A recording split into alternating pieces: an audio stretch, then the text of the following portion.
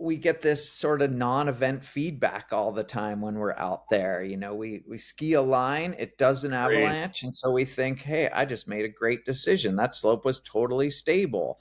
But as we well know, Yep. sometimes it's the 10th skier down the slope. Somebody finds a sweet spot. And so it's really hard. You can spend all these years out there doing it, thinking you're making great decisions.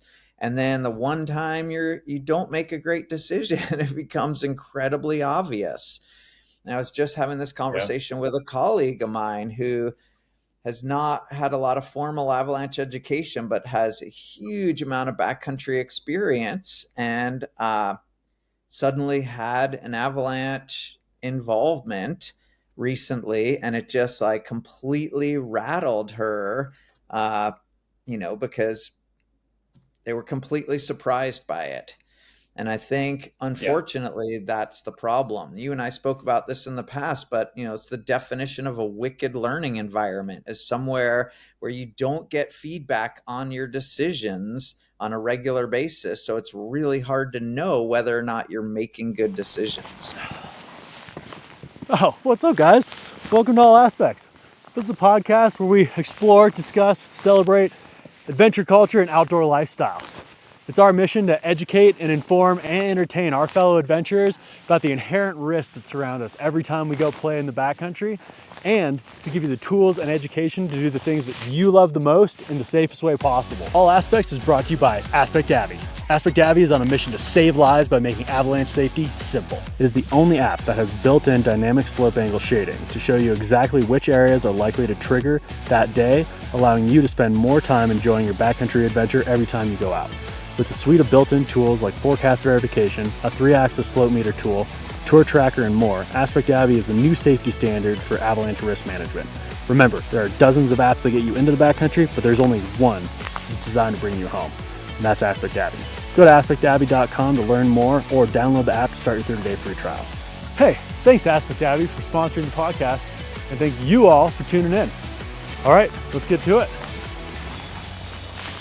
All right. Welcome to the All Aspects podcast, where we talk about how to do dangerous things in the backcountry the safest way possible. And I'm really excited for today's guest, longtime colleague, and we don't see each other very often, but I really resonate with this guy quite a bit. He's got a big brain on him and great personality as well, as Larry Goldie. Larry lives up in the North Cascades. He's an AMGA, an IFMGA guide, and we went through the guide exams together at about the same time, got to know each other there. He's an avalanche expert. He's been teaching rec courses for 2 decades now and pro courses for over a decade. And then he's also the snow safety director at North Cascade Heli skiing. And he also wears a lot of different hats. He's a dad as well. And he's also a coach for mountain athletes at Evoke for the last couple of years. And let's dive right in. Larry, welcome. Thanks for joining us. Yeah, thanks for having me, Jeff. Good to be here. Yeah. Hey, softball question to start. Okay. You've lived a life of adventure for many decades now. What was it that attracted you to this lifestyle and then this career? It's a funny question. I had somewhat of an improbable path, but in high school, I grew up in New Jersey, so kind of kid of the suburbs, raced BMX Uh-huh. bikes. And in high school, I fell in with this crew of deadheads, people that were traveling around to see the Grateful Dead. And so we would go on tour. We would like print stickers in graphic design class in high school, and like literally selling stickers, selling fireworks, like subsidize our ways to No. go follow the dead around. And right when I graduated high school, I had this Volkswagen bus, and we drove all the way across country to go see the Grateful Dead in Ventura, California. And I had just blown the engine on the bus like days before. And I had this guy come, he put in a new engine in my driveway. And so we're like a day behind schedule to leave on the trip. So we start driving. There's 3 of us, one person driving, one person navigating, one person sleeping. And we drove 24/7 and brand new Volkswagen air-cooled engine. We would pull over on the side of the road, change the oil every 1,000 miles, and we roll in like 15 minutes before the show is supposed to start. And somebody's like, "Hey, you going to the canceled show?" And we're like, "What?" Like, this is What? 1986, so there's no cell phones, no internet. Like, we hadn't heard anything about the show being canceled. So we wind up, turns out Jerry Garcia went into a diabetic coma, and they canceled a bunch of shows. So we were suddenly out of luck. We met up with a friend who lived in Southern California, and he's like, "Hey, you guys, let's go up to Sequoia National Park." And so we drove up to Sequoia National Park and camped there. And we're hiking around every day, hanging out amongst the sequoia trees. And I was just like, "Oh my God, I would have driven across country just to come here." And it was on that trip, I Wow. was like, I want to spend my Wow. life in places that are as beautiful as this. Like, here, I'm, kid from the suburbs back east, Oh, wow. and like, I'm laying on the ground at night, looking up at like the most incredible sky I've ever seen. And just the mountains.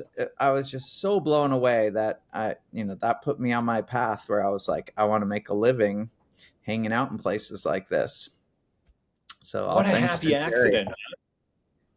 Say, Wow. yeah, right. If Jerry had managed his blood sugar better, you might Yeah, not be a mountain there guide. might have been some drugs involved. I don't know.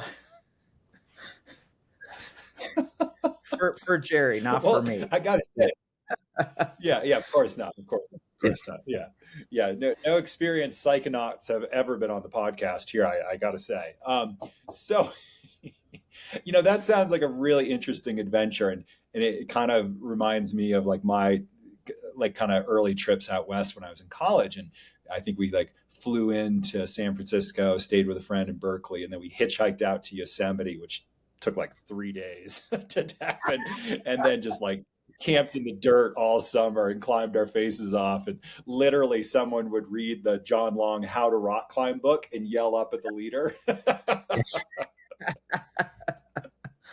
Oh yeah, I had some early adventures like that. My first time, I remember my very first lead was in Yosemite, and I didn't know anything about Whoa. runners. I bought a used rack of like mostly stoppers and some hexes, and I didn't know you're supposed to put slings on these things.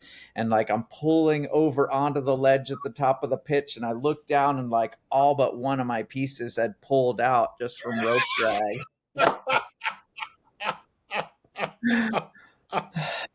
Oh my gosh. It's better you didn't know until the end, right? Exactly. Yeah. Oh my gosh. I'm a little bit envious of folks who are learning to get into climbing and skiing now, because there's so many more resources available and opportunities. Like, I didn't even know like mountain guiding was a job, and it would have been a lot better to hire a guide or do a course with a mountain club or something like that, instead of like, oh, the trial and error method when you're dealing with life and death consequences. It's kind of a small miracle it's still here. Yep. Yeah, I know. Thank goodness for guardian angels.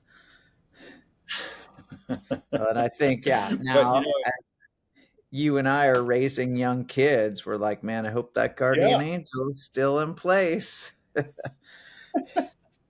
I'm kind of relieved my daughter's very casual about skiing and climbing. She's just like, man, I gotta take it or leave it. I'm just like, hey, that's great. No big deal. Yep. And then as a follow-up here, so it's pretty interesting, that adventure you described. Like, there's so many unknown parts of it. And it sounds like it was a bit touch and go whether the van would even make it out there. And then no idea that the shows had been canceled. And then just like pivot into a new itinerary, and just like all these happy accidents. What does adventure mean to you? What is it that attracts you to it? And what are some things you associate with it? Or how would you define it? Yeah, it's funny. It brings me right back to those years. I had no idea this was like my informal training as a mountain guide, but all those years of traveling with the Grateful Dead, like we were constantly having adventures. There was the show, but it was the travel in between. The thing I used to Oh, say about driving a Volkswagen bus is you just never ever knew if you were going to get somewhere or not. And I wound up sleeping in so many crazy places. Remember one time going to these shows with a buddy and a friend of his who I had never met before, and he had a Volkswagen van and it blows up on the side of the road. He gets out, looks in the engine compartment, and he's like, "Well, what are you guys waiting for? Grab your stuff, get your thumbs out there." And like in less than 5 minutes, he just makes the decision to abandon his van on the side of the road and go what? for this like 4-day trip. Like he didn't even hardly think about it. And we put sleeping bags under our arms, backpacks on, and sure enough, we just like slept on the ground in the parking lot, and we ran into people that got us a ride home. And just that, I think from a lot of those early adventures, I just developed this appreciation for not knowing exactly what was going to happen. You kind of have Yeah. a loose plan, but it's to me, it's like the joy of travel, whether it's mountain travel or foreign travel. It's just that the element of uncertainty of it all that keeps you on your toes. And I feel like it sort of, it brings out the best in people, because you don't know what's going to happen, and you have to be ready to pivot and adjust to whatever circumstances you're in. And Yeah. nowadays, I feel like as a guide, I like to take people on adventures, but I want a lot more confidence in the outcome. So there's always, we always deal with a certain amount of uncertainty, but we build in margins. So we're sure we can have some uncertainty and still bring everyone home safely at the end of the day. But I think a friend of mine once wrote a book about the elements of adventure, which I think he really Oh, kind of nailed, which was, it starts with high endeavor, something that's, it's a okay. goal that is challenging for people. And then there is that element of uncertainty. The outcome of the trip is uncertain. And there's good companionship, and then a Gotta have tolerance for it. Have adversity. it. And I feel Yeah. like, yeah, those are all like truly the elements of adventure. And, you got to have all those in there. And you take anyone away. We've all been out there with people that have low tolerance for adversity. And it's like, man, you're kind of killing this trip for everybody. It reminds me of like JFK's moonshot speech where he's like, "We choose to do these things not because they're easy, but because they are hard. And it will be the test of our ingenuity, our commitment, our perseverance." And I'm like, yeah, that's what I'm Yeah. signing up for. Yep. Yeah. Agreed. Yeah. And I do want to back up a little bit and just say, hey, none of this is scripted. So I had no idea you were going to go there, and that the Grateful Dead were instrumental in your life of adventure. And I don't want to leave the audience with the idea that you're like this trippy dippy deadhead just winging it from the hip. Because I think one of the things that I love about talking with you and bouncing ideas with colleagues is that you're a real critical thinker. You're constantly asking why. And this notion of best practices, a lot of people feel like it's a destination. Oh, we're doing best practices, we've arrived. And it's like, no, those are constantly evolving. And I always see you kind of pushing for better, and be like, hey, that's great what we're doing now, but how can we optimize this? How can we make it safer, simpler, more enjoyable, higher rewards, that kind of stuff. And I think that your approach to risk really resonates with me. And that's one of the reasons why I want to have you on the podcast. So I just want to clear up any misconceptions that listeners might have. If you hire Larry as a mountain guide, he's going to pick you up in his Volkswagen bus and you may or may not make it to the trailhead. That is Yeah. not the case Yeah. at all. Yeah. They were formative years, but it feels like another lifetime ago. And that's honestly what Yeah. makes it such a funny story, is that, that it was an unlikely entrance to this industry. But yeah, some great adventures. Now I drive, highly reliable vehicles and have a little more of a plan when I take off on a trip. I even have Although, AAA, so if I do break down, I don't have to just abandon my car.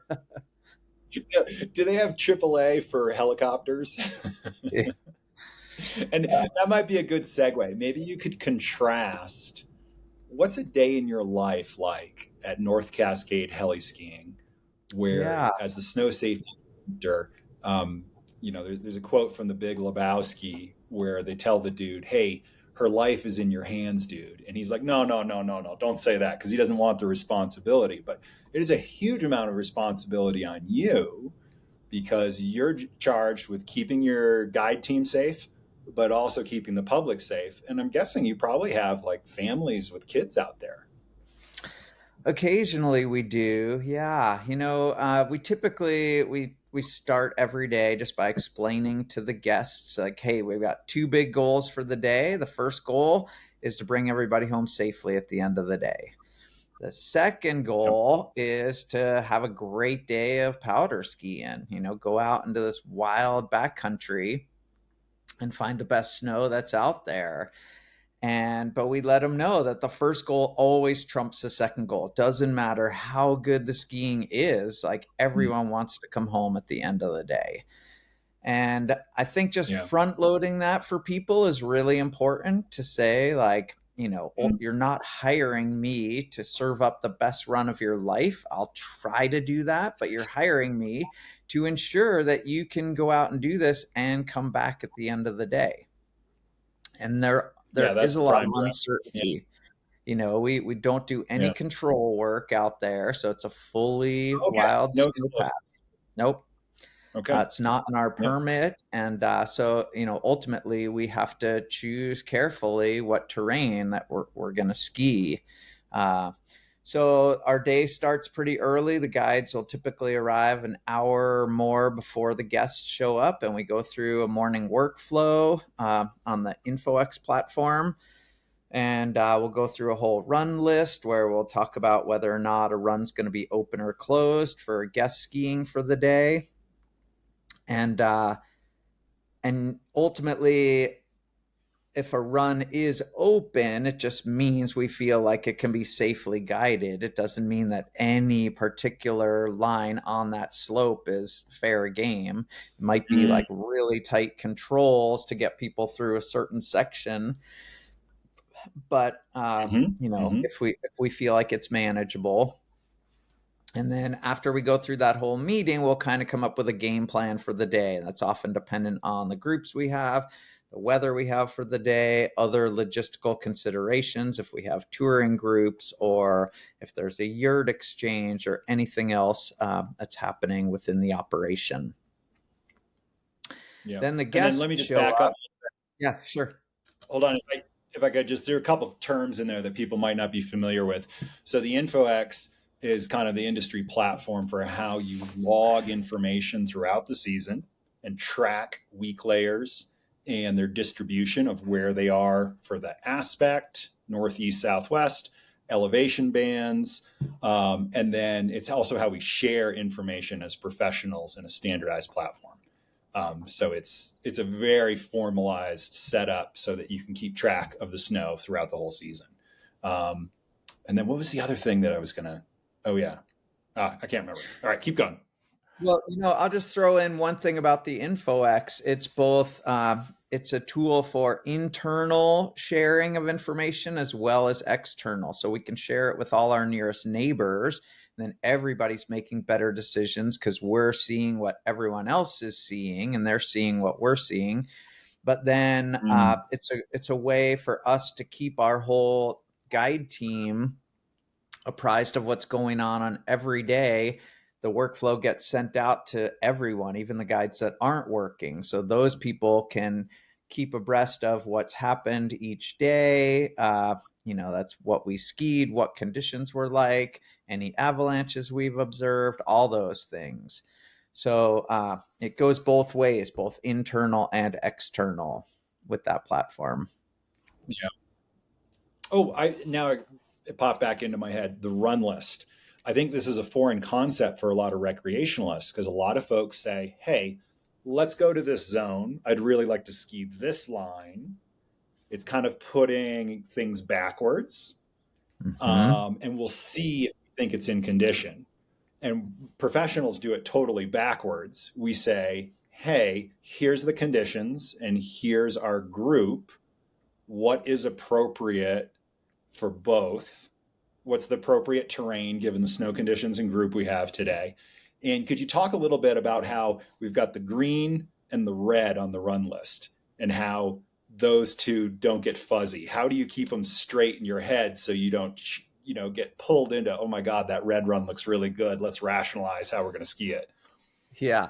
Well, and honestly, Jeff, that's the whole point of doing a run list, is to take emotion out of the decision-making process. So, we sit around in the morning looking at computers or projected images of the terrain. We're all drinking coffee, and and we talk about the weather and the snowpack and then the weather forecast. And then we talk about what terrain, given all that data, would be a safe choice for the day. And we try to, have enough terrain open that we can make a day out of it. But it's a very non-emotionally charged environment. Bunch of guys sitting around a table drinking coffee, just crunching numbers, looking at telemetry data. How much did the wind blow last night, and what are the weak layers that we're dealing with, and then talking about terrain, as opposed to going out in the field, skiing a really mellow run in great snow and being like, "Wow, that was so fun. What about that? Let's go over there." That's an emotionally charged environment, and you're not going to be making your best decisions at that point. So the run Yeah. list is a tool to take the emotion out of it. Yeah. And it Yeah. is, I I, would say, there's one more factor where we have this ability to close terrain in the field. If we get out there and suddenly, whoa, the wind slabs are way touchier than we thought, or they're deeper than we expected, we can say, okay, well, we're not going to go here, we're not going to go there. But we can't go the other way. We can't open terrain in the field. If we got it wrong, the penalty we pay is that we can't ski that terrain for the day, but we can go there tomorrow. So, yeah. yeah, Yeah. there are some ability to change our perspectives in the field, but only to a more conservative outcome. Yeah, it's a one-way street towards conservative decision making. We can never say, "Oh, that was red on the list because we were worried about wind slabs, but I'm not Yep. seeing it, so let's go ahead and green light it." That does Yep. not happen in a No. professional setting. It does not happen. Exactly. No. Yeah, yeah.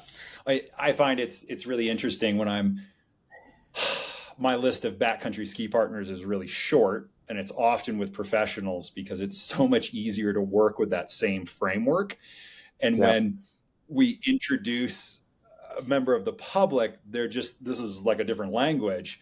And when they're like, hey, that skied really well, why don't we go over and ski that? And all the guys are like, nope, it wasn't on the table at meeting this morning when we had coffee. And they're like, what are you talking about? It's a totally different way of looking at risk. Yeah. And no, absolutely. And I feel like, it's one thing when I do teach recreational courses, I encourage people to have a process like this, however informal it is, of just, if they're talking about a zone, either look at photos or talk about some of the main ski lines in there and what's open and what's closed for the day. And then choosing your partner super carefully. So if there are people that you go out with that always want to push and ski a little bit more aggressively, over time you might decide it's not worth it to call those people. And I'm like you, where I have a very short list of people I'm willing to ski with, and a lot of times if I can't find a partner, it's like I'll just go skin up our ski hill, take a couple laps, get a good workout in. But I'm just it's important enough to me to have like good decision making out in the field that I won't just go with anybody that's willing to go. Yeah. Whereas in my younger age, you'd meet someone at a dinner party or at the bar and be like, "Oh, you want to ski tomorrow? Sure, let's go." And have no idea what people's skills or risk tolerance, and and have very very slim guardrails to buffer Yep. from calamity. Yeah, yeah. Hey, what are you seeing? You've been teaching Avalanche courses for about 2 decades now, and pro courses for over 10 years. Where do you see the pros struggle with on their courses? Yeah, that's a good question. I think like everyone, we all struggle to deal with uncertainty. Uh, Mm, and I think, at the professional level, we feel like we should have higher confidence in our decision making. One of the easy mm, ways to have high confidence in your decision making is keep your decision making really conservative. But we try to have uh, the foundation of our decision making based on strength and weight of data. And one thing I yeah, see professionals doing is we go out in the field, we have targeted observations that we're trying to take, and then we bring that data back to the operation. And I think we can all be guilty of just the bias of when it takes us an hour in a snow profile to gather some information about, for example, a targeted layer that we're looking at in the snowpack. Uh, Even though it's just one piece of information, and we know that the snowpack is really variable over the terrain, it's hard not to be biased toward that piece of information that we got. And, yeah, when we have a guide meeting and we're discussing these things, people tend to be biased toward the information that they've collected themselves. So the results of the snowpack tests that they've yeah, done, even though it might yeah, not agree with, some of the larger number of observations that have been taken out there, when we take it ourselves and we have invested a lot of our own time in there, it's hard not to be biased toward thinking that what you see is all there is out there. That's one thing I see a lot of professionals struggle with. And I find myself in meetings pointing out all the time, like, you guys, we really don't have that many data points here. We've dug a couple of profiles over this vast tenure. How confident are you that this problem really doesn't exist anywhere else just because we're not seeing it in these handful of holes? Well, if I was the person banging on this 30 by 90 centimeter column, I'm going to have a lot of confidence in it because this is classic social psychology, neuroscience stuff of the recency bias. And if it's my data, I believe it wholeheartedly. And I think Yeah. that's one of the great examples of working in a team where you can check me and be like, "Hey, Jeff, I know you just dug 2 pits and that's very fresh in your brain, but we were just out skiing around with clients today while you were on snow safety team. And this is what we saw, and they don't actually mesh." And I think that's really important to remind yourself if you're in the public of, "Hey, listen, you just don't have that much information to go off of." And contrast that with how a professional operation will do it, where you're pooling information and tracking it the whole season, and then still making usually more conservative decisions than the public is doing, is often what I see out there. I would totally agree. And that's why I think, the Forecast Center, they tend to have the most information of anybody. They've got professional observers out there. The forecasters are out digging. They're in touch with ski areas and guiding operations. And so they tend to have more data points than anyone. Yeah. So I feel like if you're a recreational skier and you're thinking that the Avalanche Center has it all wrong and things are way better than they're saying, you got to realize they're the ones that have all the information. And I think we get this sort of non-event feedback all the time when we're out there. We ski a line, it does an avalanche, and so we think, hey, I just made a great decision. That slope was totally stable. But as we well know, sometimes it's the 10th skier down the slope. Somebody finds a sweet spot. And so it's really hard. You can spend all these years out there doing it, thinking you're making great decisions. And then the one time you don't make a great decision, it becomes incredibly obvious. And I was just having this conversation with a colleague of mine who has not had a lot of formal avalanche education, but has a huge amount of backcountry experience, and suddenly had an avalanche involvement recently, and it just like completely rattled her, because they were completely surprised by it. And I think, unfortunately, that's the problem. You and I spoke about this in the past, but it's the definition of a wicked learning environment, is somewhere where you don't get feedback on your decisions on a regular basis. So it's really hard to know whether or not you're making good decisions. Yeah. And I think that's, in the past, that's been a big problem with avalanche education, is there's no way for us to know what we don't know. So when we do a debrief at the end of the day, we're just like, well, I think we got it right. We didn't get avalanched. We didn't see any signs of instability. But in the past, we didn't know how close to the edge we were, or if we were pushing into the red high risk zone. And that is a really tough way to learn, where you don't have a mentor. Because think about if you ever played any kind of kids sports or did drama or music, you had a mentor, a coach who was on you, and they're like, hey, you got the right result, but your process was all fucked up. We need to correct that to set you up for success in the future. And I don't know if you've had a chance to play around with debriefing your tours with AspectAvy, but that's something I like, is like, oh shit, I actually went into the red here for this short 20-meter section. Why did I do that? Let's not do that again. Yeah.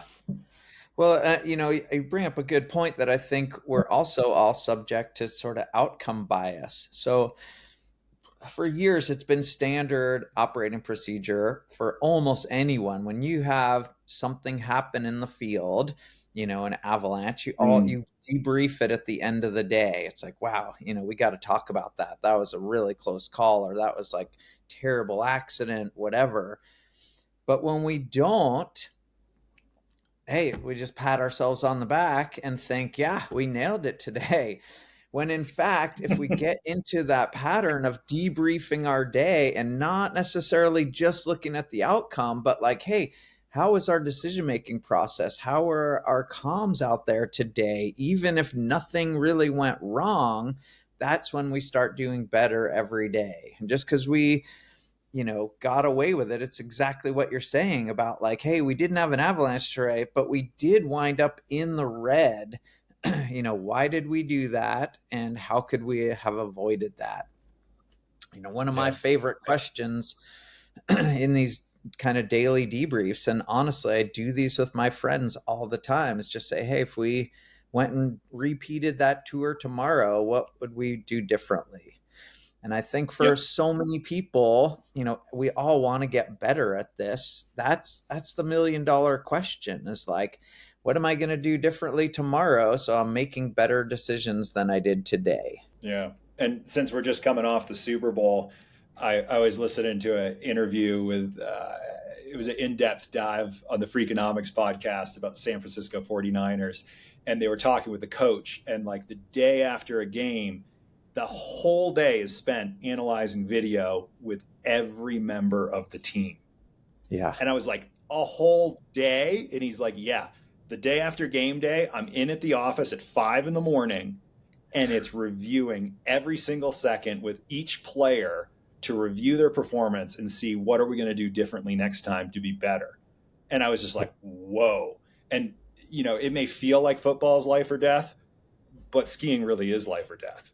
Yeah. And quite often people are like, hey, we didn't see an avalanche, high five, beer 30, let's go. Hey, Yeah. so I asked you what you see with professionals. What kind of mistakes do you see them do?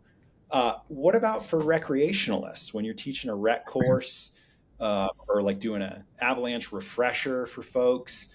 Are you seeing anything different that they mistakes they tend to make that you'd be like, hey, I need to step in here and do some coaching so that we change this habit and set them up for success? Yeah, there's a few things that I see with a lot of recreational skiers. I would say one of them right out of the gate is they often head out into the field without any sort of plan. Let's just go out there and see what looks good. So there's no Yeah. formalized decision making in that non-emotionally charged environment. So they're leaving themselves open to all these human factors that we know tend to be the underlying cause of almost every accident for one reason or another. Yeah. It's like, oh, there's tracks on that slope, so we thought it would be fine. We saw another group go there. All these things that can sway our decision making, where in that non-emotionally charged environment, there's no way I would ski that today. But if we didn't have that conversation, we get out there and we see a couple people we know going to ski that, suddenly we can talk ourselves into it. So Yeah. that's one of the biggest ones. I would say by and large, for so long, the focus has been on beacon, shovel, probe, have all these rescue skills. And it's like, well, I would agree, those are requisite skills for anyone going out in the backcountry. The reality is, it's like CPR. Like hopefully you're never ever going to use those things, and so Yeah. we have to carry the gear and we have to have those skills. But in reality, we want to have a decision making process that's going to keep us from ever utilizing those things in our pack. And so I think that and avalanche courses, of course, is where you have to learn those skills. But I feel like there's been such an emphasis on that over the years that people think because they know how to do rescue and because they're carrying the gear that they are being safe, when in fact, that has nothing to do with being safe. That's essentially having a first aid class before you go out backpacking. You're probably not going to use any of those first aid skills, but you're obviously a safer person in the backcountry for having those skills. But you want to make good decisions to begin with. So It's an interesting, if I could rip off you for a second, it's kind of interesting that the focus is on the reactive gear and knowing how to use it well. And you're like, okay, but the stats are if we're buried, it's a coin toss whether we're going to live or die if we're buried. And that is like, whoa, what if we put the emphasis on our proactive systems to keep us out of avalanches altogether? And it sounds like, correct me if I'm wrong, I'm hearing you say, hey, there needs to be more of an emphasis on our proactive systems. Yes, you got to have the rescue skills and gear, but it's so much better if we never have to touch them. Absolutely. And I feel like, avalanche education has moved heavily in that direction. I know at ARI, level 1 class is called Decision Making in Avalanche Terrain, and it's to help people come up with a process. And it's kind of mimicked after what we do very formally as guides, but it's have a process that's repeatable, that ultimately gets better the more we use it, so that we are making good decisions to begin with. So we hopefully never have to reach into our packs to pull out any of that rescue gear. One thing I'll sometimes do in my recreational avalanche classes is ask people like, hey, give me your transceiver right now before you ski this slope. And, people look at you like you just lost your mind. And it's like, really? You're not willing to ski this slope without a transceiver? What do you think the likelihood this thing's going to avalanche? And if it's high enough that, the only way you would possibly ski it is with your beacon, then in my mind, you might not have enough of a margin built in. Like I Yeah. as a guide, especially for an operation where we don't do any kind of active mitigation, we are avoiding Right. avalanches. We are trying to ski slopes that we feel like very, very low likelihood are going to avalanche. And again, I'm not going to take off my transceiver. But at the same time, I don't feel like the only reason I'm willing to ski that slope is because I have a transceiver on. I feel like the main reason I'm willing to ski it at all is because I'm confident that I'm not going to trigger an avalanche on it. And Have when you my run across confidence, any? I was going to say, when my Sorry, go ahead. confidence goes down, I start thinking about maybe I should choose a different slope or a more conservative line on this slope. Yeah. Have you come across Annie Duke's book, Thinking in Bets? Yes. Oh, I You know, loved her. yeah, absolutely. Well, yeah, I feel like I want to hire her to come into our operation to talk to us about decision making because, so much of what she talks about has direct application to the kind of decision making that we're making, where, in the world of poker, that is not a wicked Sorry, learning let's back environment. up. Okay, yeah. Just say, so she's a neuroscience psychology researcher at Penn, uh, PhD, and she's also World Series champion of poker. And the lens she looks through is she says, hey, listen, life is not chess. Chess is where all the moves are known, all the information's available, and the best player is going to win. Life is like poker, where you have limited information, a high degree of uncertainty, and it's about the process, because you may get the process right, but you may not get the right outcome. And as you said, it's a bit of a wicked learning environment, but you get feedback quicker than you do from the Avalanche game. So you might have a full house and it looks like a good hand, but holy cow, Larry's holding 4 aces, and I just didn't know that. Yeah. Yeah. And I And think, her phrase to encapsulate it is, do you want to bet? Hey, Larry, I'm really confident about this slope. And you're like, really, Jeff? Do you want to bet your life on that? Give me your transceiver. Like, just yeah, how much margins do we have on this? Yeah. yeah. Yeah. Well, and one of the Keep things going. I she want to talks hear your take. about, Sorry, I'll shut up. no, it's great. I'm so glad you brought up Annie Duke because, and I would actually throw out there, I just listened to an incredible interview with her on a podcast called Capital Allocators, where she talks all about decision making and dealing with uncertainty. And one of the things she brings up is this idea of, we use these terms all the time, like likely and possible, and they're kind of vague terms, but they mean very different things to many different people. So, they've done some studies where they've asked different people, when I say something is a real possibility, I want you to put a percentage on that, a real possibility. And the percentage range people gave was from 20 to 80%, right? For When likely? something, yeah, for a real possibility. Wow.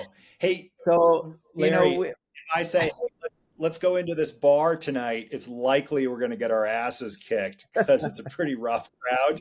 Do you want to go in there? I'm going to say hell no.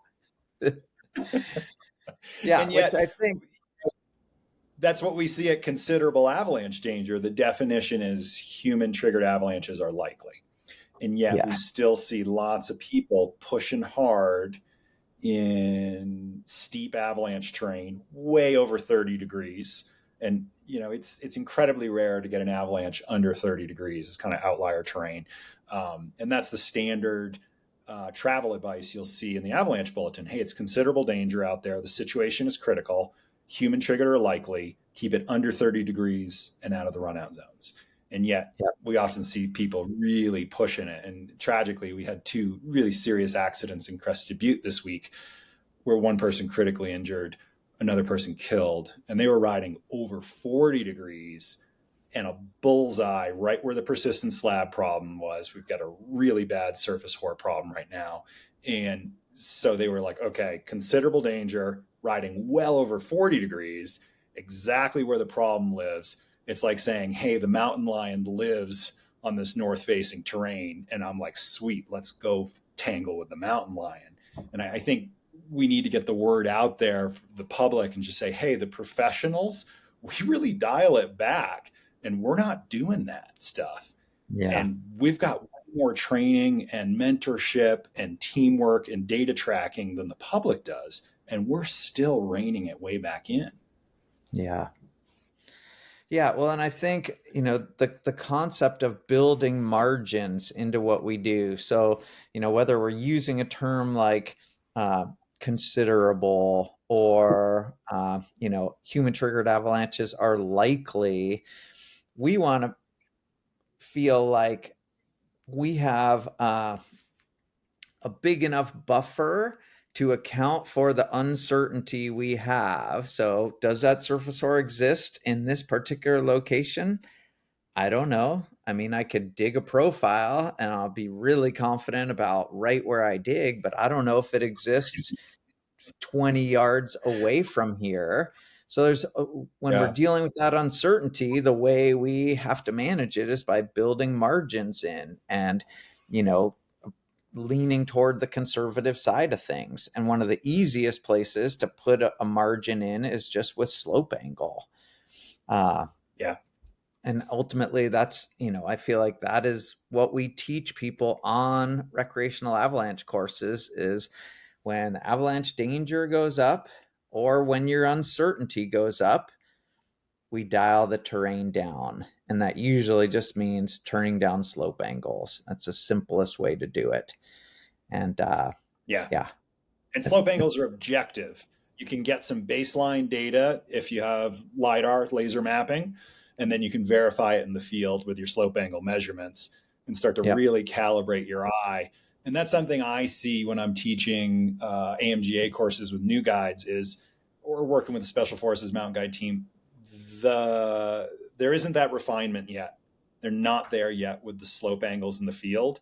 And I'm like, okay, everybody, what's your number? Play Price is Right rules, the closest without going over. And you need to be plus or minus 2 degrees.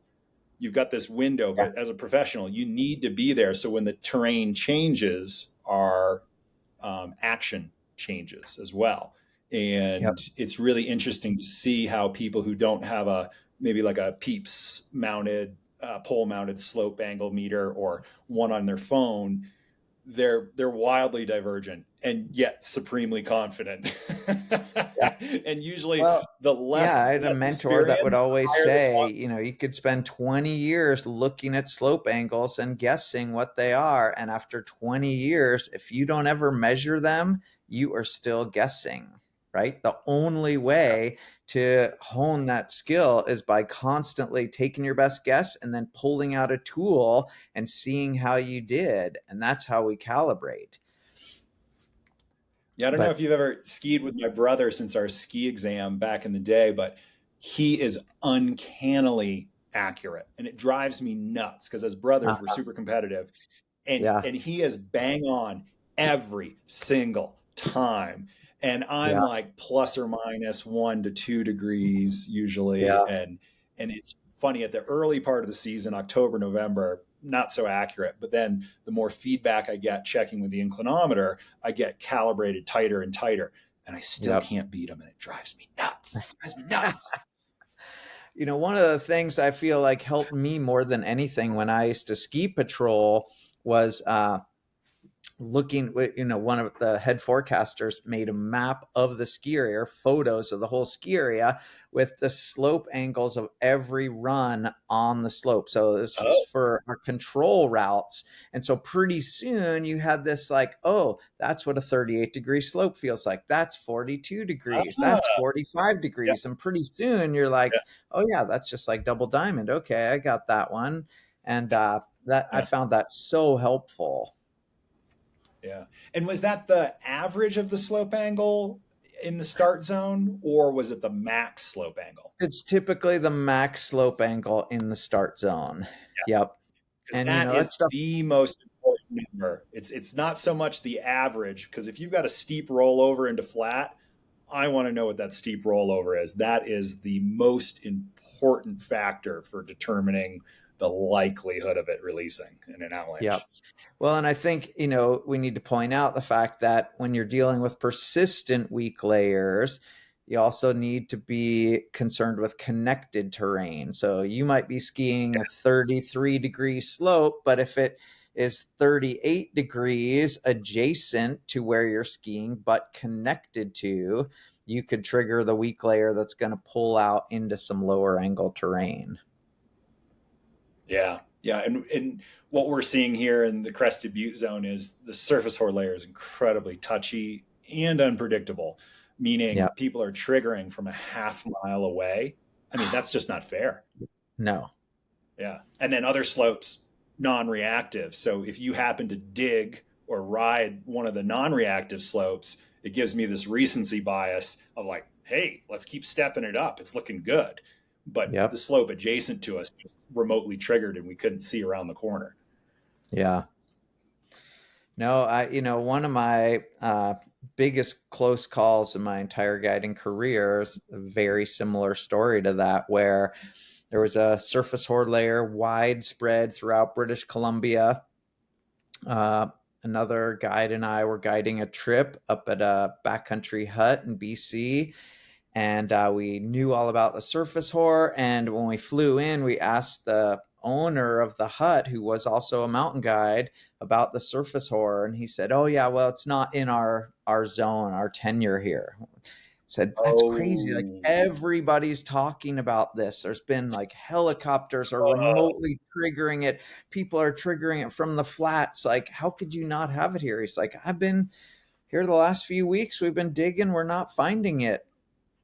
So we start poking around and we're digging, and first day we find it, but it's small, it's not super reactive. And as the week goes on, we continue to dig and we're finding it some places, but not everywhere. And it's not this giant, big, scary layer.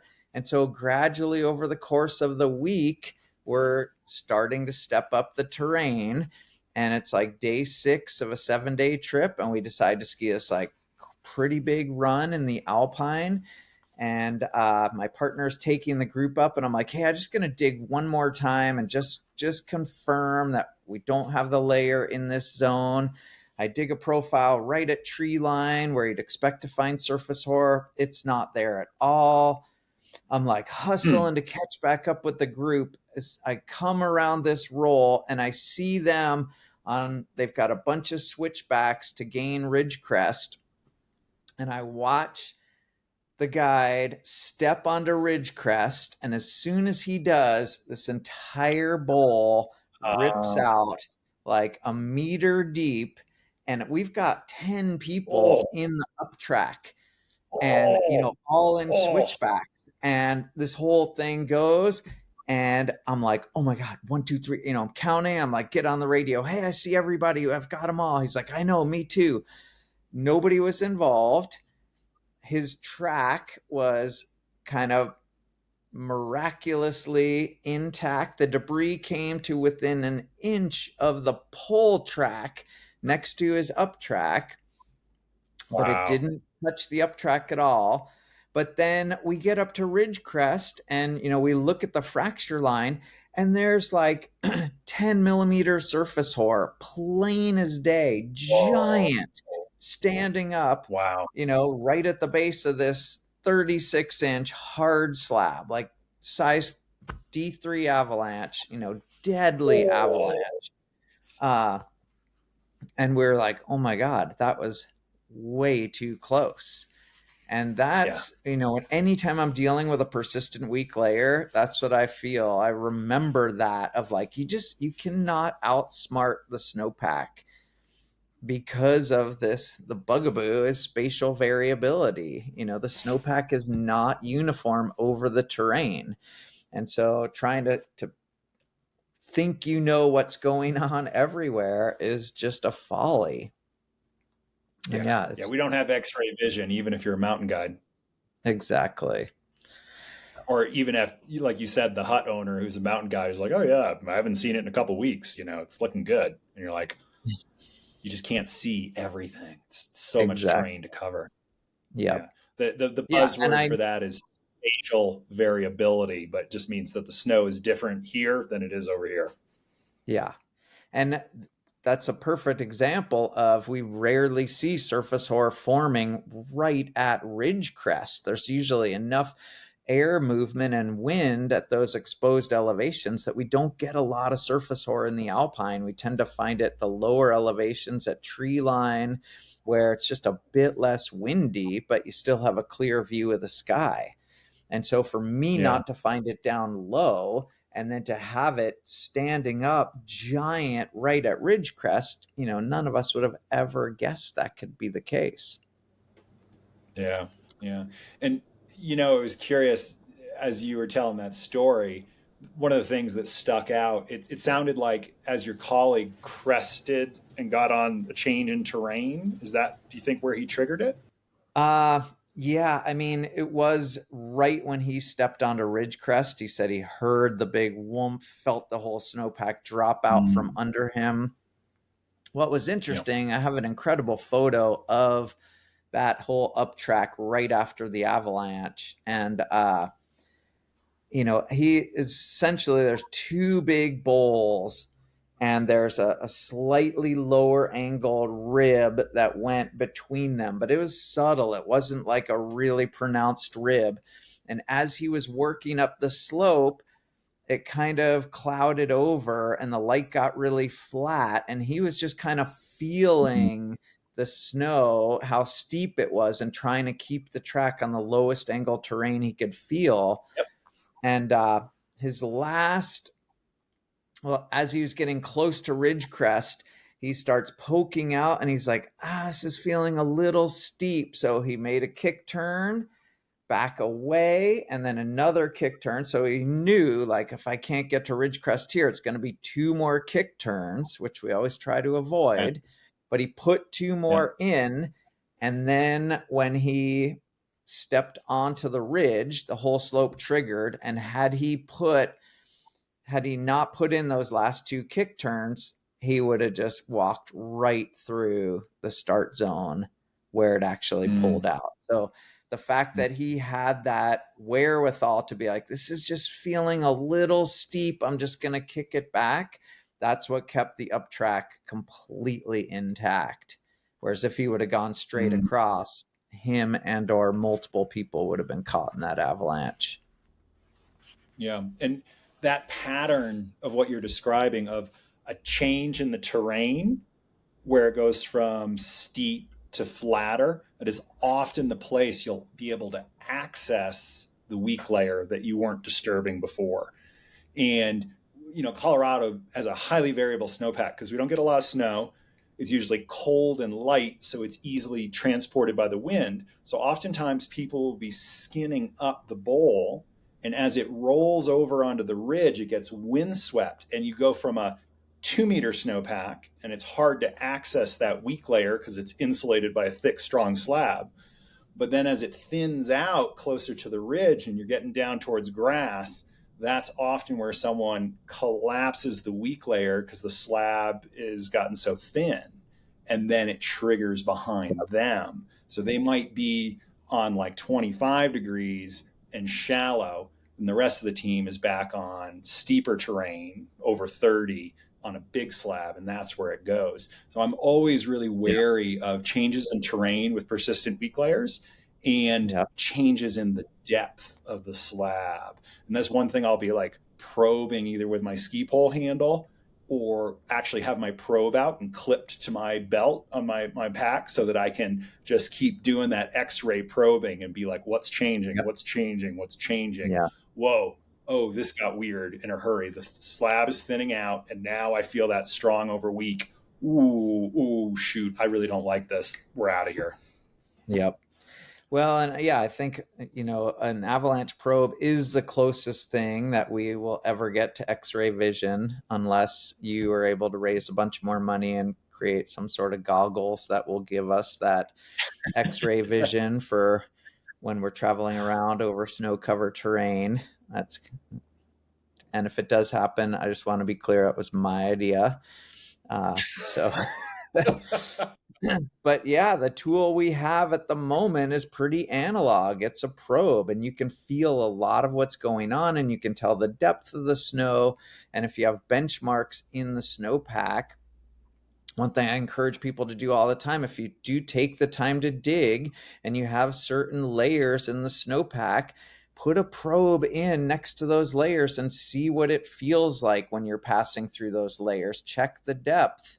See what it feels like when you're going through, a facet crust combo. How far down is it? And then when you're walking around with your probe, it's much more meaningful because you've calibrated it to the snowpack that you actually know is there.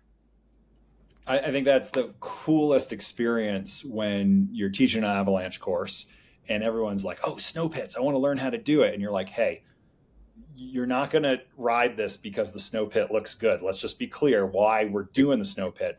It's to learn about the snow and correlate that with the avalanche bulletin so we have a conceptual model. It's not a decision-making tool. Yeah. You don't have enough experience or enough pits. There's just not possible to dig enough on one tour to say yes or no. However, I love doing that with the ski pole handle, which is kind of gross. But then when you hold your probe like a pencil with two fingers and a thumb, kind of like I'm using chopsticks, and it's a skill that needs to be trained over time, it's pretty cool. And then people can start to correlate. And as you change aspect, you're like, oh, I don't feel the crust anymore. Oh, now it's just facets to the ground. Right. Yep. Yeah. In Colorado, once you push through the slab, then you can just let go of the probe and it just drops all the way down till you hear it hit rock.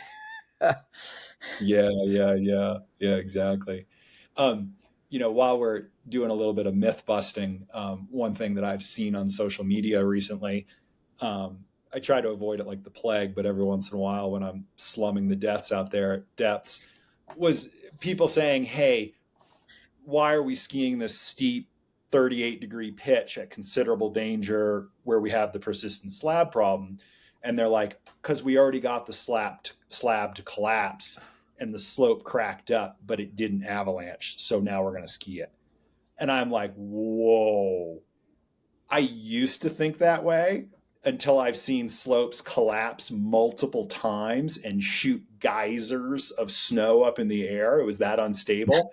And then finally on the 10th or 12th massive booming collapse, it finally avalanched and released.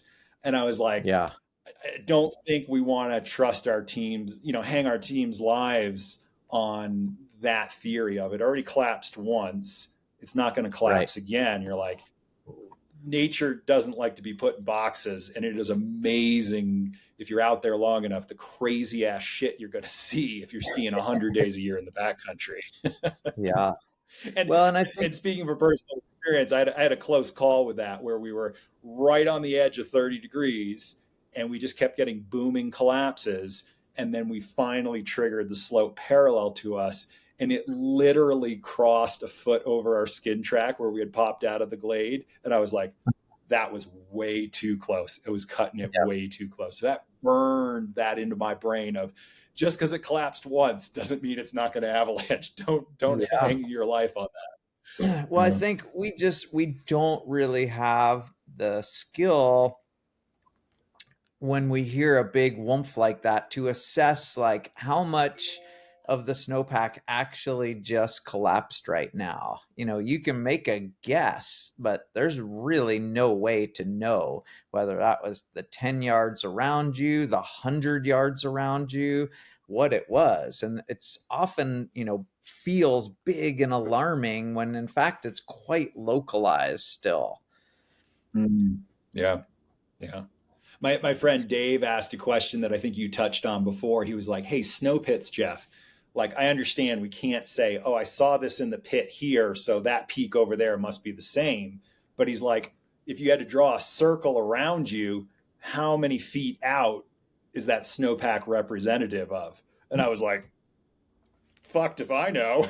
Yeah. Like, there's no way to know.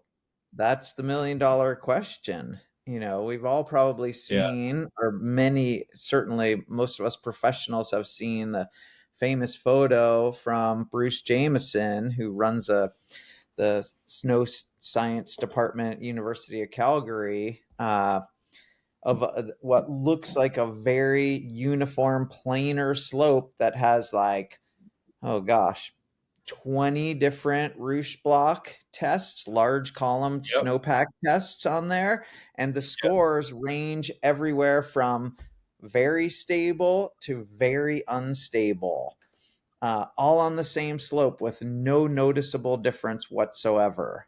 And as soon as you see that, right? you realize like, okay, all bets are off, Yeah. And I mean, it's the definition of spatial variability. We just don't know nearly as much as we think we do.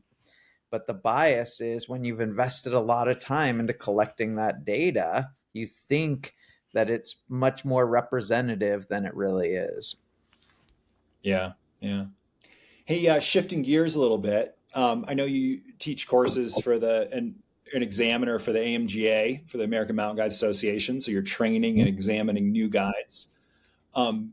What's often kind of like the classic line or two bullet points that you will give candidates over and over and over that comes up all the time, like a pattern you're seeing of, hey, this is where you need to focus on and improve your skills on? It's probably track setting, to be perfectly honest. Okay.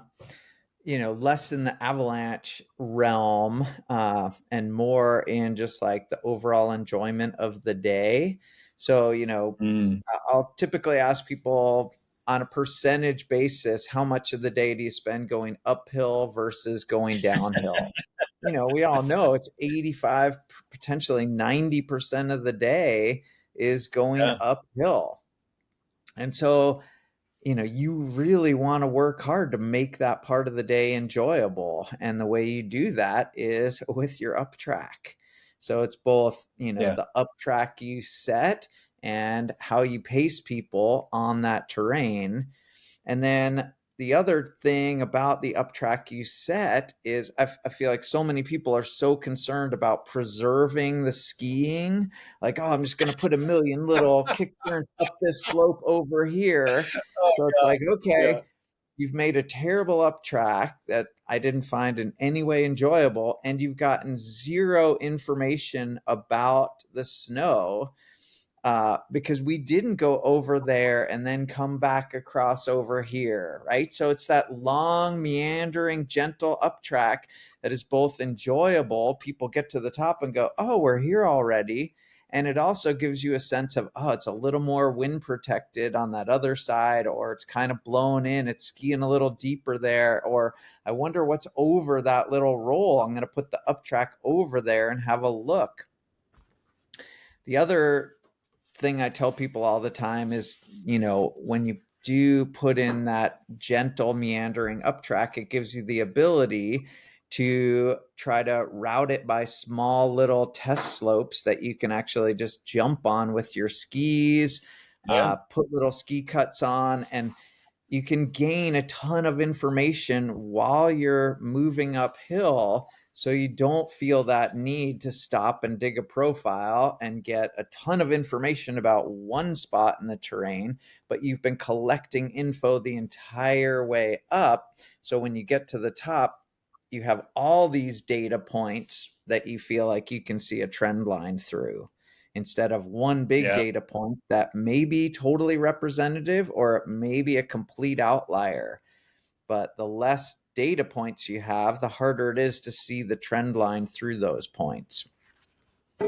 So Yeah. And then just taking the aerial view on that, as a mountain guide, we have a hypothesis of what the forecast is. The hypothesis is that it's moderate, and we're constantly trying to disprove it.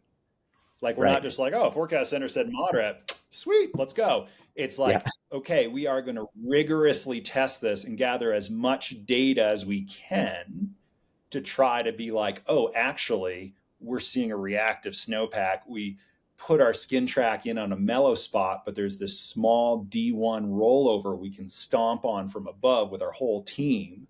And if it pops off, we're like, okay, forecast disproved, snowpack super reactive, change in plans. And it's not just this blind acceptance. And, you know, each forecast zone is going to be different. And I don't know what the internal metrics are, but, you know, one of the best forecast centers in Europe, certainly one of the best funded, their internal metrics say they're wrong about 20% of the time.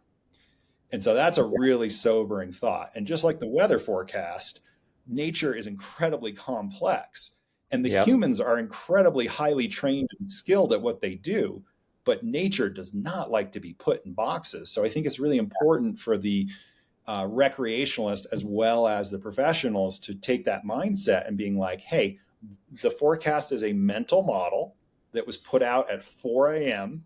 by somebody in the hot seat. And or the I've never had a perfect day at work. Yeah. Like, things could change, and it's over a large zone, and we are on a specific slope, and we need to verify that it pertains to what we're seeing, and not just be like, woohoo, turn my brain off, let's go, party time. It's so true. I mean, I it's funny how we have this disconnect of, there's so many days that we're out there and the weather is nothing like what the forecast said. But we look at the avalanche forecast, which is also has this high degree of variability based on exactly where you are. They're forecasting for this huge area, and we expect that, it should be exactly spot on, and I'm not going to see anything different than what they told me. Yeah. And, you know, I don't know if you've seen this in the different places you've skied. You know, our variance over time is our bias.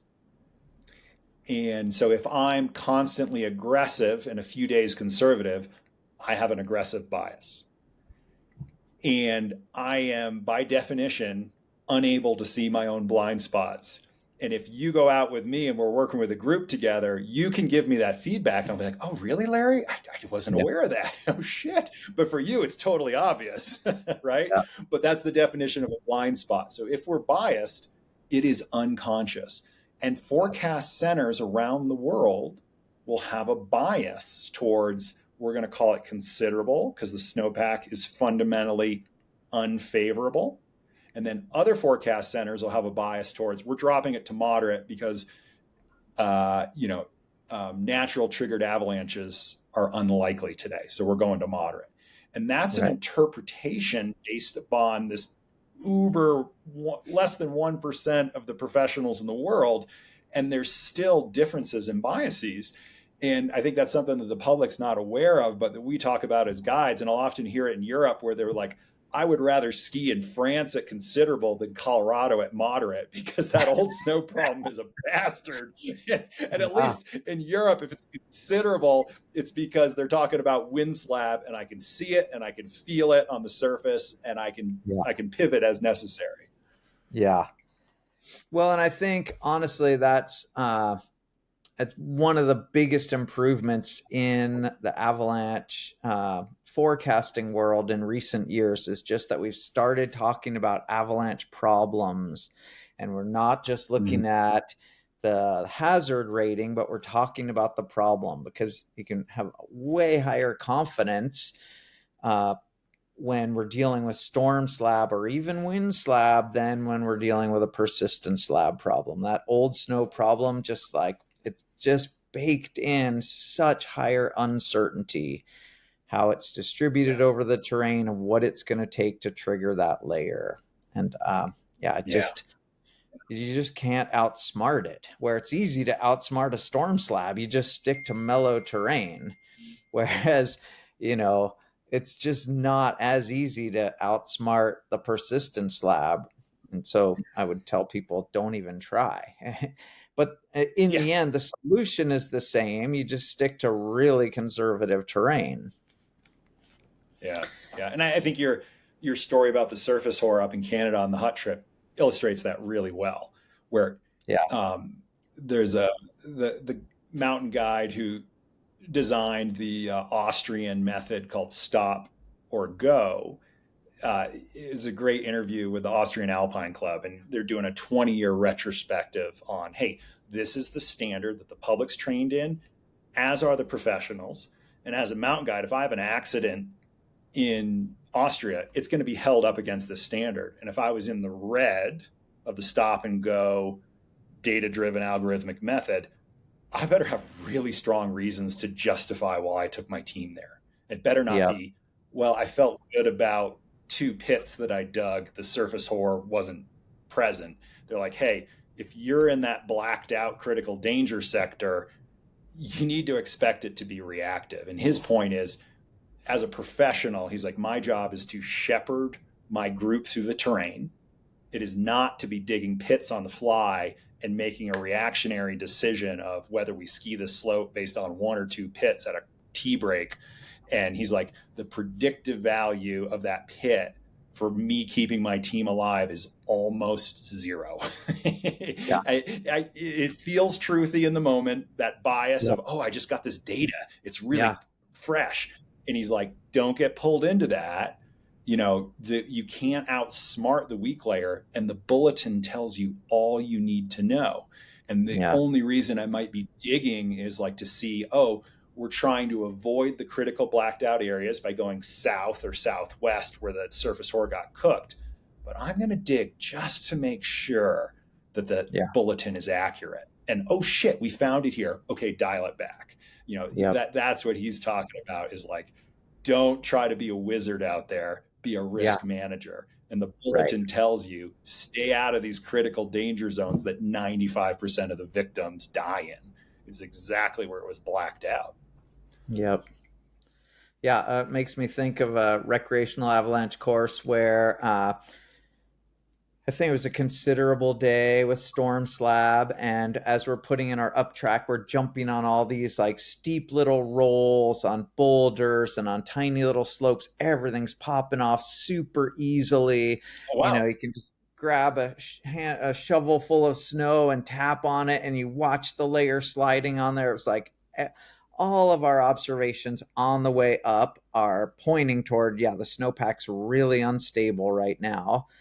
And then we go through, we're going to teach you guys how to do full profiles. And we do some profiles, and the spot where we chose to dig, we get no results from a compression test or an extended column test. And people are like, okay, well, looks like we're good to go, right? And it's like, well, what about everything else that we saw the whole rest of the day today? And people, were like, oh yeah, that's true. But, we hadn't spent an hour in one spot, going deep on the snow right there. But somehow we just happened to pick a spot that was more stable than all the places we had been elsewhere.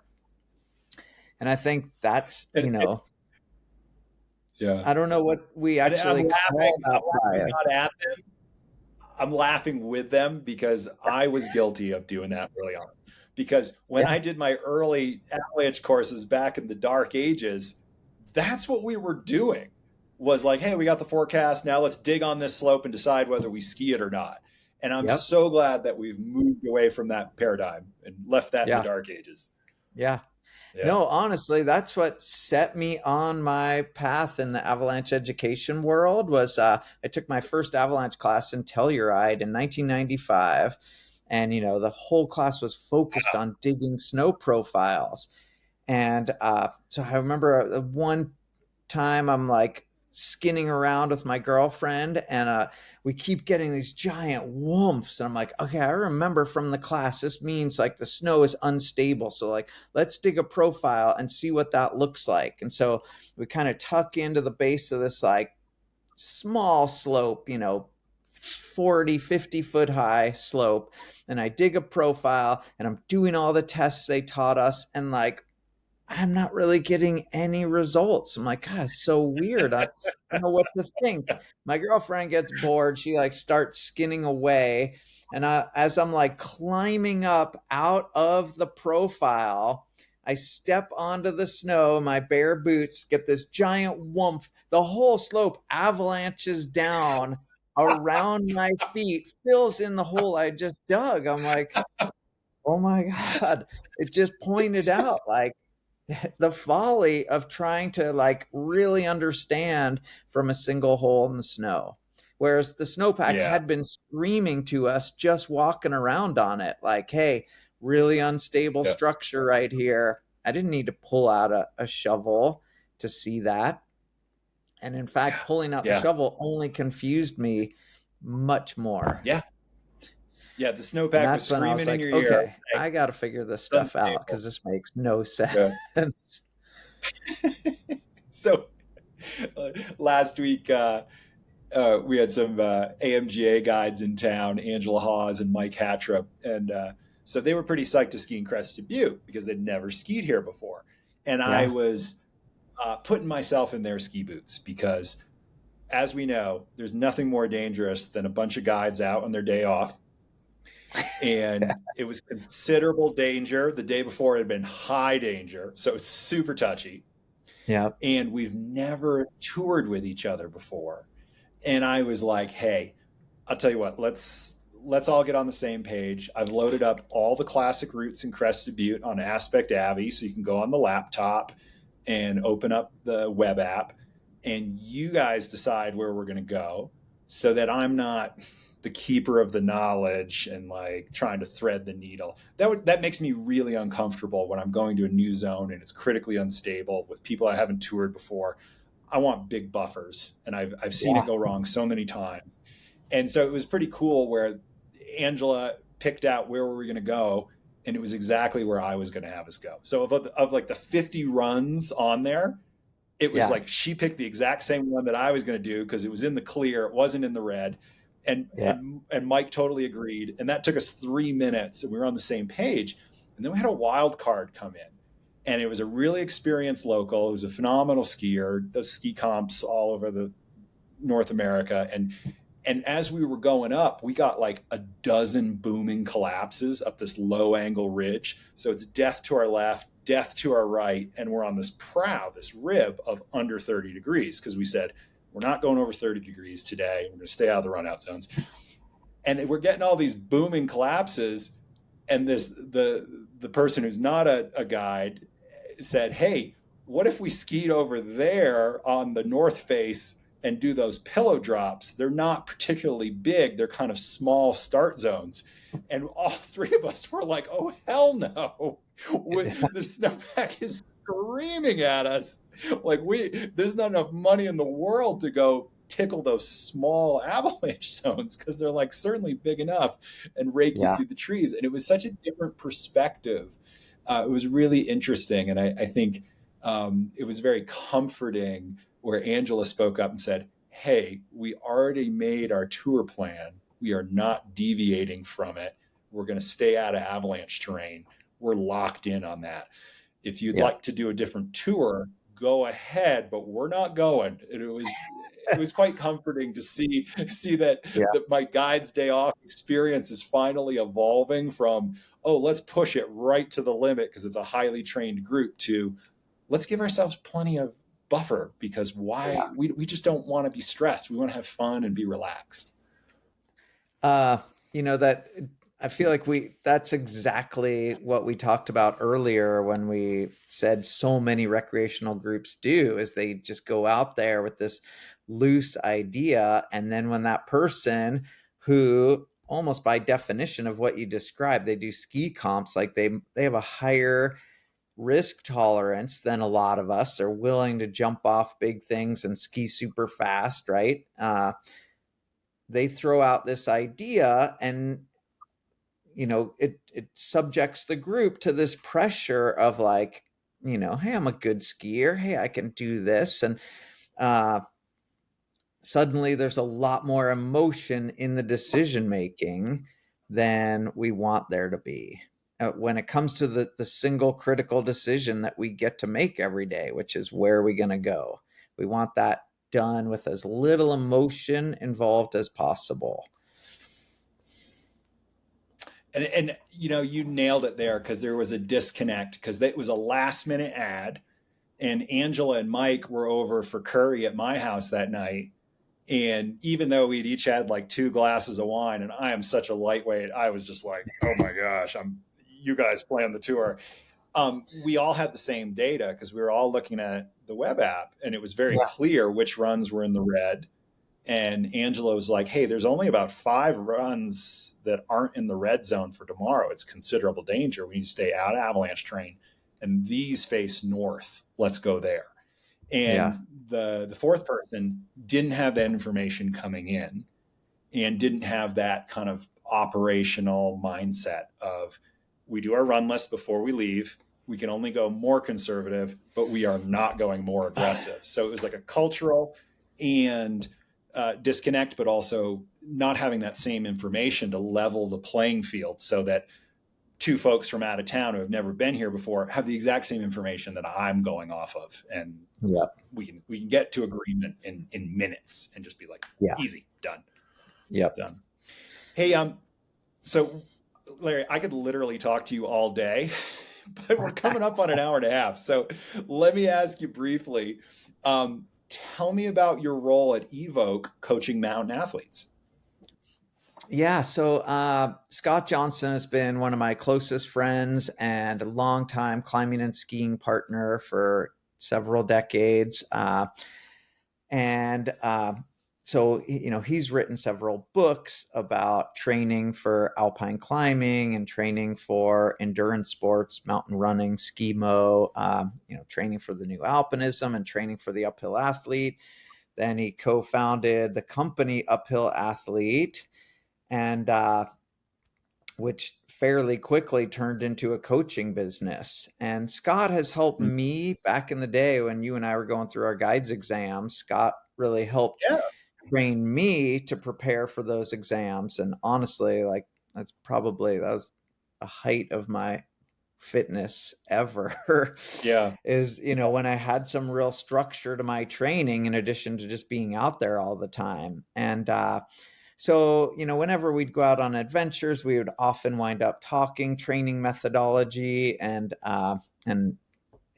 I would often train with Scott in the shoulder seasons when I wasn't busy guiding. And then a few years back, we started talking, and Scott was asking me like, well, how long do you think you can keep guiding for? And, what's your exit strategy? I was like, I really don't have one. And my wife and I always joke that we've been living in semi-retirement for a year, so we're just going to work until we're dead at this point. And so a few years ago, Scott said, hey, you should consider coaching for us. I could train you in sort of the methodologies. You already understand a lot of these principles, but you could continue to do it while you're working as a guide. You don't have to commit to doing it full time. And then when you want to cut back on your guiding, you'll have this other thing that you can continue to do for many years. And he said, honestly, one of the biggest things about coaching, much like guiding, is that the job is about working with people. So you and I, we're not professional skiers or professional climbers. We're professional guides, right? We can facilitate people, and the medium that we're using is climbing and skiing.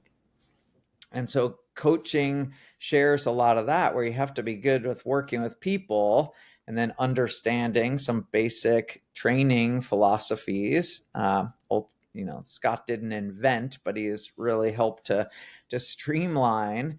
And so I work with athletes, I would say primarily in the mountaineering world, but also in the ski touring world. I work with a handful of guides that are either training for guides exams or training for big personal objectives they have coming up in their off season from guiding.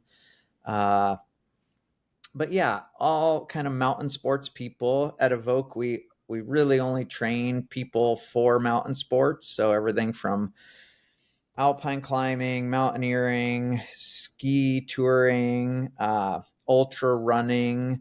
We're not training triathletes. We're not training cyclists or swimmers or, really any other style of athletes. And we tend to try to pair people up with a coach that knows that sport really well. So, people that want to go ski touring in the Alps, they'll often send to me because I've done so many of those trips. Or, So yeah. I think maybe the people fail to understand how specific the sport demands are. And that'll come through oftentimes when clients are booking a trip and they'll say, oh yeah, I'm an Ironman triathlete. And I'm like, there's no way I could run a marathon. My legs would fall off. And there's no way my butt wouldn't fall off riding 112 miles. And I'd drown on that 2-mile swim. But it is amazing to see at altitude, throw in time zone change, and you're on a 6-day, 7-day hut to hut tour, and they're falling apart because the demands of the sport are so specific and they haven't shifted their training to fit the demands of the sport. And I think that's where taking a mountain athlete approach and being like, hey, let's really zero in on your goals and tailor it and find out what your strengths and weaknesses are already, leverage the strengths and ruthlessly train the weaknesses and get you really prepared for this trip you're going for. So you're not just surviving and hanging on, you're thriving and enjoying it. This is a trip of a lifetime. You want to really get the most out of it. Absolutely. No, you're exactly right. So much of it comes down to specificity of training, so that especially in the later phases of your training looks a lot like the event that you are training for. And then you're exactly right. We work with a lot of guide services. They send clients to us to help them get ready for big climbs or big expeditions, so that the people have just a high chance of success. And whether or not they get to the top of the mountain, they can actually enjoy the time they're out there. They're not just hanging on and suffering the whole time. So, and since I've been doing it, I get a lot of satisfaction out of it. It's similar to guiding in that you develop these really close personal relationships with people, and you get to help them achieve these long sought after goals. But more so than guiding, like literally with my coached athletes, we have some almost daily contact. So I know about their families and, what they like to do and their, their jobs. Like you really get to know these people. They become good friends. So yeah, that's something I really appreciate about that work. Yeah, And I can see that crossover. Wound up climbing and skiing with people. Perfect synergy. Yeah. It's so satisfying. I think for me, I've had basically 30 years of hardcore adventuring, skiing, and climbing. So it's really hard to move the needle and be like, oh, that was an exceptional day, just because I've had so many good days in the mountains. I've been incredibly privileged. But what I find now is it's more rewarding to facilitate an experience and help someone build towards their goals and set them up to realize the goals. That is so rewarding. That's more rewarding than a great powder day or a great climbing day, personally, for me. Yeah. No, I completely agree.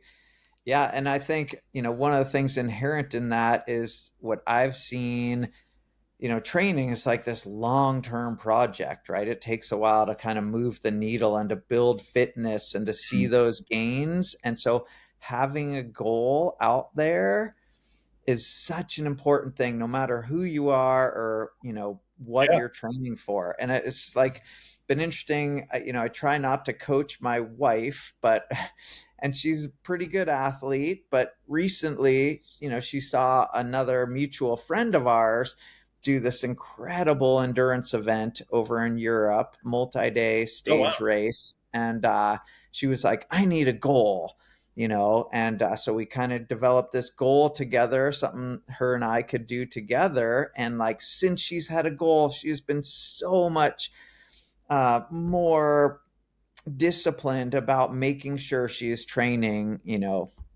5 days a week. She's just like, before it was kind of hit or miss. She fitted in when she could. She always tried to get exercise, but now, and there's a difference between exercise and training, right? Which I think a lot of Yeah. people don't make that Yeah. distinction. And having a goal Yeah. can help you make sure, like, all training is exercise, but not all exercise is training. And so, with the limited time we all have, you want to make sure the stuff you're doing is actually moving you closer to that goal. And so, yeah, Yeah. that's Yeah. that's That's a something I great way of really putting it. appreciate about coaching, is just helping people do that. Yeah. Yeah. Hey, Larry, I've put you in the hot seat and peppered you with a whole bunch of questions because none of this was canned, so you didn't know what was coming. Do you have any questions for me, or one question for me? Because we're been talking for a while. Yeah. Uh yeah, I've been playing with the app that you developed, and been kind of sharing it with other people. And one of the questions that just came out recently is, I have a number of friends in Canada that are wondering if they can expect at any point to see the app being available up there. And I actually initially thought it was, and a friend of mine that I was just talking with, I was like, oh, let me zone in on your area, and I was like, oh, there's no avalanche Yeah. forecast on the app. And so, yeah, I was curious about that. And just given how much Unfortunately, terrain there is up there. yeah, yeah. Unfortunately, Canada is really far behind the US on its LiDAR mapping. So that's laser mapping. And that's Mm-hmm. the high resolution mapping where they shoot 18 lasers per 1 meter tiles. And that's what we absolutely have to have, is high resolution mapping. And so I don't know how many years until Canada starts to get many of the ski zones mapped. Right now, they have a couple urban areas mapped, but I very, see. very little in the backcountry that overlaps where we would go riding. Mm-hmm. So I'll have to get back to you, but it'll be a couple years. Yeah. The countries that are fast on the laser mapping are Switzerland and Norway. So those would Okay. be the next places where you'd find AspectAvy and Yeah. be able to use Well, it until there. you But guys yeah, it's got to wind be up. high resolution mapping. Yeah. And you're probably looking at investing in some, planes that can do this LiDAR mapping, all under the auspices of AspectAvy, right? Are you acquiring your Yeah, first planes? yeah, it's incredibly expensive for them to gather that data. So we'll just wait till the USGS makes it available for free, or the Canadian version. Yeah. But it brings up an interesting point where I think operationally, like, if you had a heli operation in Canada, you could actually map out your own zone and then have your own version of AspectAvy that's in-house proprietary, and then you can set your Interesting. parameters. And I think for guides meetings, it's really tough. You mentioned before, like, if you're working in a large tenure, like I think you said North Cascades is like 30 square miles, right? About that? Mm-hmm. Yep. Yeah. So that's really big, but some of the Canadian operations are even larger. And when you green light a run, it doesn't mean that you can ski everything on that mountain. It means it's like, okay, the guide needs to choose the terrain appropriately. However, it's so much easier for people to visualize it, where if you can see, oh yeah, half the run is in the red, and then the slight aspect change to the south, that's in the clear. oh, okay, that's lower angle. We're going to ski there. And I think it's a great visualization tools for morning meetings. So you can be like, oh yeah, whatever the name of the run is, the left side is closed, but the right side is open. So that I think that'd be a really cool in-house application for the future. Yeah. And then lastly, Larry, how can people get a hold of you if they want to engage your services as a mountain guide or get coached as a mountain athlete? What's the best way to get a hold of you? People can find me through either my company's website, North Cascades Mountain Guides, or Evoke Endurance. At both those companies, I'm Larry at NC Mountain Guides and Larry at evokeendurance.com. You can find me on social media, but you'll wonder if something happened to me because I'm not super active on there. So email or the websites are probably the best way to track me down. Okay, great. And then they can also listen to you on a podcast, right? Yeah, so the Evoke Cast is our in-house podcast at Evoke Endurance, and I've been the host of quite a number of them. All of the coaches kind of take turns, but it's largely focused on training for mountain athletes, but we've branched out a bit from that, and it's just topics of interest for mountain athletes. But certainly with a heavy bias toward training philosophy. So, I think that could be of interest to a lot of people out there.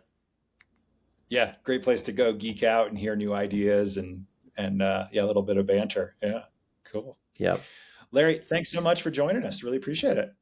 Yeah, you're welcome. It's great to be here with you. Thanks for having me, Jeff. All right. Cheers, Larry. Thanks. Take care. Thank you so much for listening to All Aspects. If you like what we're doing here, please leave a rating and a review. It really is the best way to help others find the show. Thanks again to our business daddy, AspectAvy, for making this show possible. To learn more about how AspectAvy is making avalanche safety simple, go to AspectAvy.com. If you want to use this powerful new tool on your next backcountry adventure, simply download the app from the App Store and enjoy 30 days free on them. Lastly, a special thanks to IceLab for helping us produce this show. You guys rock, and we couldn't do it without you. Thanks again for listening, and we'll see you in the backcountry.